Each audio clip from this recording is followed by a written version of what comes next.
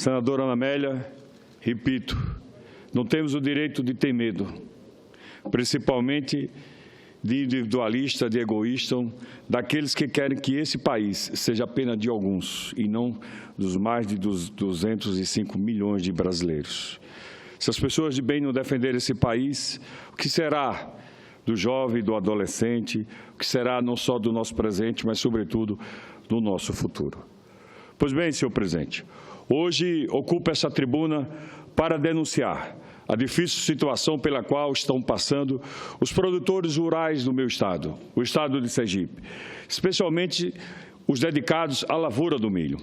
Recentemente, recebemos no nosso gabinete em Aracaju representantes da Federação da Agricultura do Estado de Sergipe e, na oportunidade, eles nos falaram sobre a situação vexatória que atravessam e nos relataram que, nos últimos 20 anos, Sergipe e alguns municípios dos estados da Bahia e de Alagoas ganharam reconhecimento nacional com a nova fronteira agrícola, sobretudo na produção de milho. Por isso, recentemente surgiu a denominação CEALBA, para identificar essa região produtora, Sergipe, Alagoas e Bahia.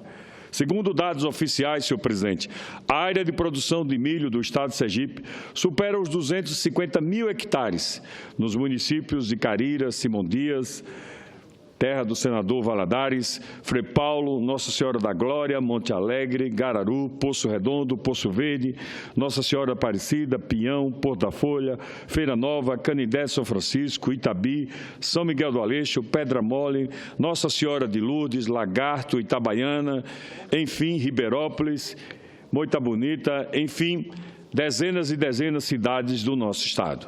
Para se ter uma ideia, a área do oeste baiano, reconhecida como polo agrícola, representa 220 mil hectares do mesmo grão.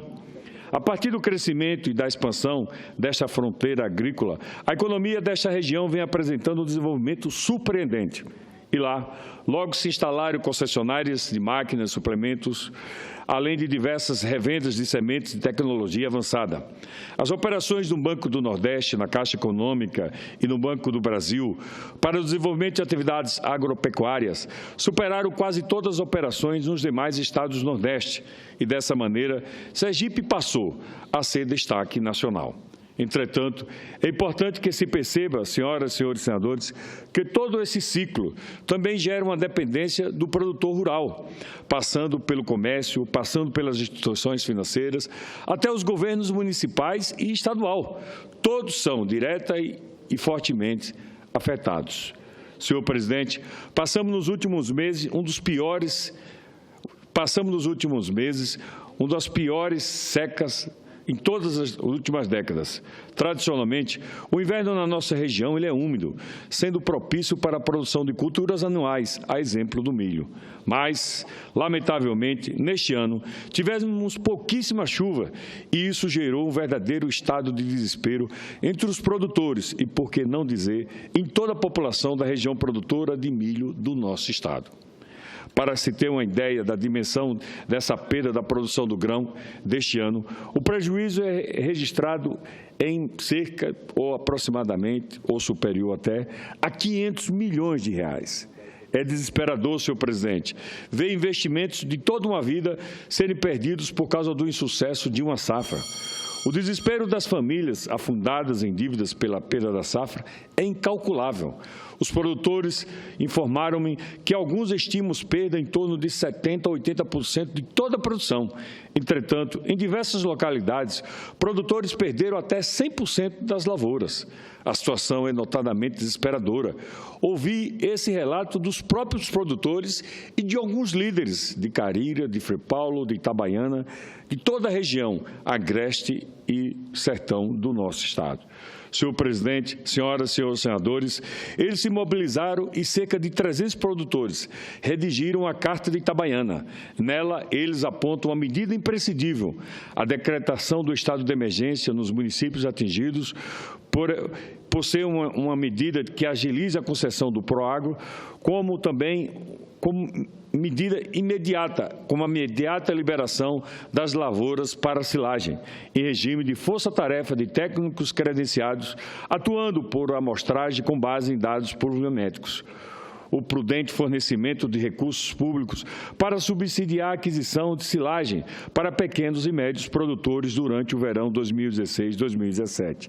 A urgente atuação política em busca de providências para o rebate e alongamento dos prazos da dívida agrícola, a exemplo do que foi recentemente obtidos por produtores de regiões por meio da medida provisória 733, de 14 de junho de 2016.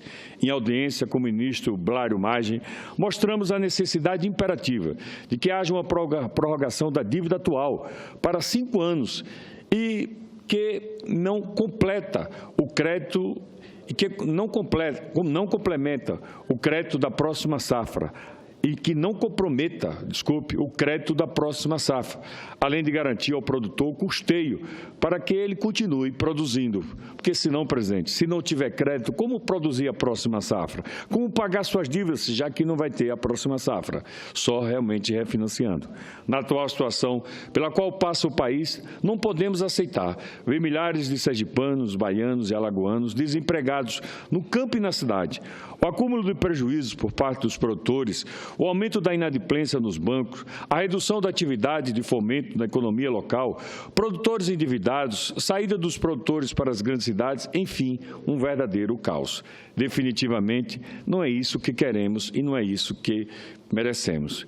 E por tudo aqui relatado, levamos a carta de Itabaiana ao ministro Blário Magem e pedimos a ele e ao presidente Michel Temer que viabilize, junto ao Conselho Monetário Nacional, ao Conselho Monetário Nacional do Banco Central, a edição de resolução específica para autorizar a prorrogação automática das dívidas de custeio do ano da safra 2015-2016 e de outras da mesma natureza com vencimento para este ano.